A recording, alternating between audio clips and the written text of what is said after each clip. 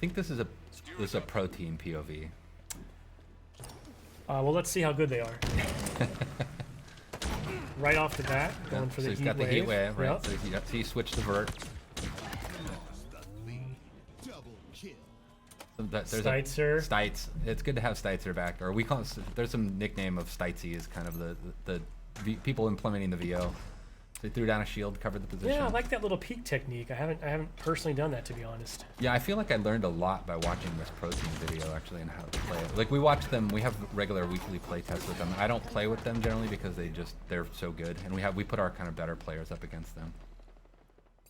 Also noticed that player went straight for the power weapon that spawns on this map in Slayer, which is hard for me to use, if I'm being honest. So you'll see, like, I mean, so you can see the friend foe. That's one of the obvious things you're looking at here. I know Sam was talking about it earlier. This is something that we've continued to kind of iterate and evolve, even beyond this build. I think this might be our main build right now. This power weapon spawns there. The skewer is it's satisfying as heck, but it's hard for me to use. I am worse at that gun than I am with the commando rifle for sure. When you hit a target, like especially a vehicle, it's super satisfying. All right, so he was spectating.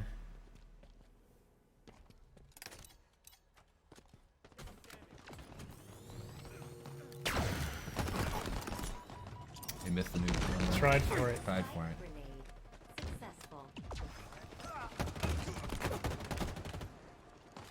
Hard for us to hear in studio, but I believe you'll hear some personal AI coming through. Yeah, you're hearing. There's a few things. So there's the Spartan chatter that we had in Halo 5. It really just kind of brings the battlefield, gives a lot more like reaction feedback to what's going on in the game. But you'll hear this personal AI, and what we did with them is we replaced what was called Spartan Leader, our team leader, and it's just a more personal version of that. And they have a lot of kind of customize that feedback, and they give you a lot of low-level fit. Pulled the power up. Yeah, I was just going to mention, that's a change, right? It doesn't activate on pickup anymore. You can hold on to it.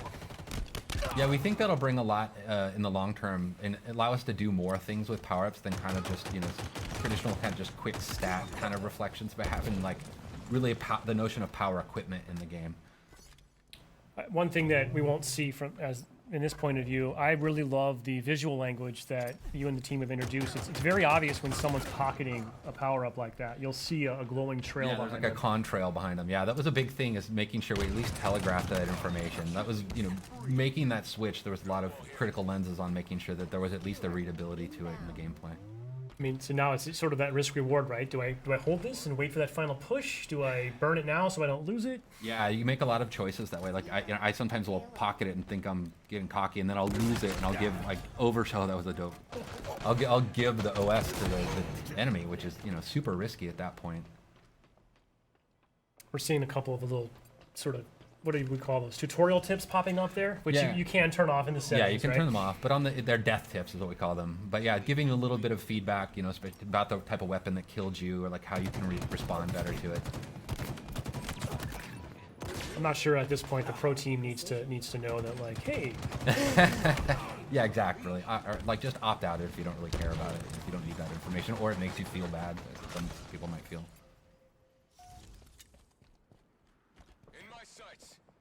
I do love this map. Yeah, the pelicans flying by. It's it's an homage to Sergeant Avery Johnson Academy of.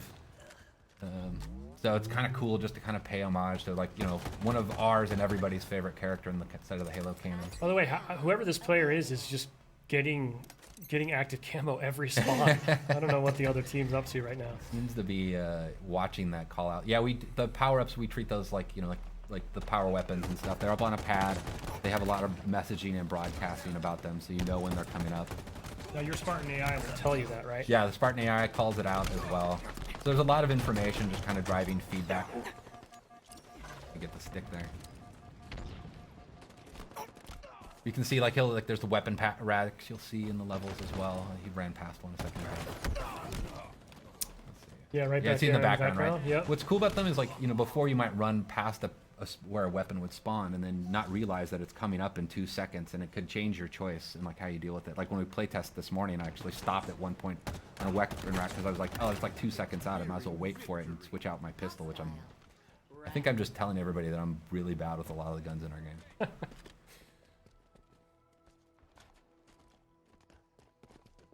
Watch my back.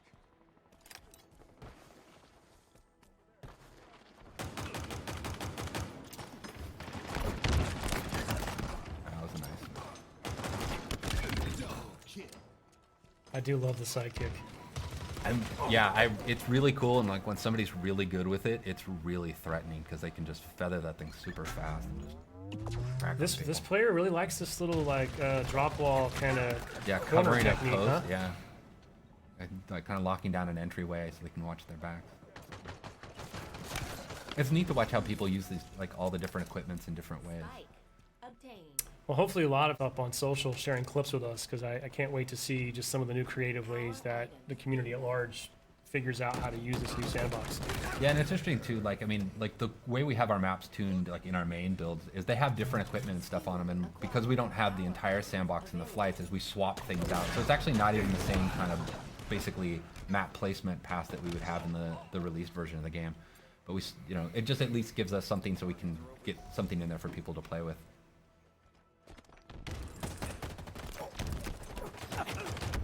Oh, match is getting close. You can hear the music starting to kick up, kind of signifying the end of the match is coming. I do love that the multiplayer music, very cool. I'm really proud of the multiplayer music. There's a cool story about how we got to basically getting the music in the game. But it really meets this tone. It's something I've really wanted since Halo 4, was this kind of post-rock soundtrack to the multiplayer. Well, actually just a Halo, but it became one of my goals for multiplayer. Taking damage. Last kill. Lost a teammate. 5 minutes remaining. Cool.